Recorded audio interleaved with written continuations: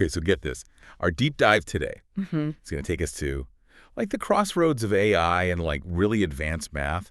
We're talking about problems that would make like most humans' brains melt, Right. pulled from these like super prestigious math competitions. And the source material we're looking at today is all about something called frontier math. Oh, yeah. Frontier math is super interesting. It uses all these problems from competitions, like the International Mathematical Olympiad.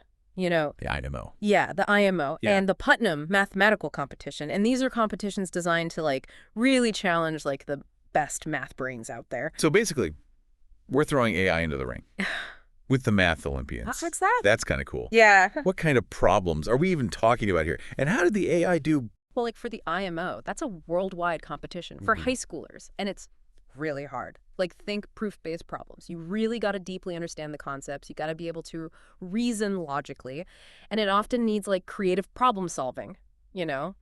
like techniques. And as for how AI did, well, the best AI models only got like a 4.7% success rate on those IMO problems. 4.7%. Man, that's a bad score, even for my high school math class. Yeah. So what's holding AI back from cracking these super tough problems? It really all comes down to how complex these math concepts are. AI is great at tasks where there are, clear patterns and rules. But advanced math, you really need abstract thinking. You need the creative problem solving. For example, there was this one problem the AI struggled with. It involved geometry and combinatorics, and they had to visualize these complex shapes in multiple dimensions, and then they had to find a solution that fit a bunch of specific constraints. And this kind of reasoning is still really, really tough for AI. Yeah, that makes sense. Humans can just like visualize things and manipulate abstract concepts like it's nothing.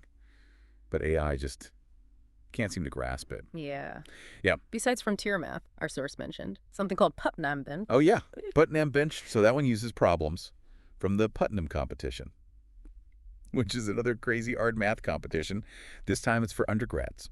And the interesting thing about Putnam Bench is that it's all about theorem proving.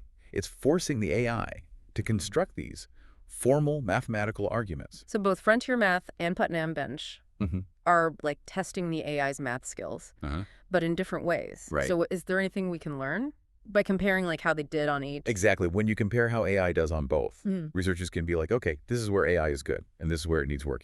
For example, if AI does way better on some types of Putnam Bench problems than on frontier math problems, it might show that right now. AI is better at formal reasoning than it is at that creative, intuitive problem solving that you need for the IMO problems. So these benchmarks are more than just tests. They're like a roadmap showing us AI's strengths and weaknesses in math. Yeah. It really makes you wonder, if AI is struggling this much with advanced math, what does that tell us about using it in fields where you really need that math power? That's a great question, because if even the best AI is struggling, we really got to be realistic about what it can and can't do. But at the same time, when we see those limits, that's what drives more research. Maybe by looking at how humans solve these problems, we can figure out ways to make AI better at problem solving and make it a more useful tool in all kinds of fields. It's pretty crazy to think that like hitting a wall in math could actually lead to breakthroughs in AI. It's like a reminder that sometimes our failures can push us forward in ways we didn't expect. Absolutely. And as AI keeps evolving, it's going to be fascinating to see how it deals with these math challenges and how those breakthroughs will change the world.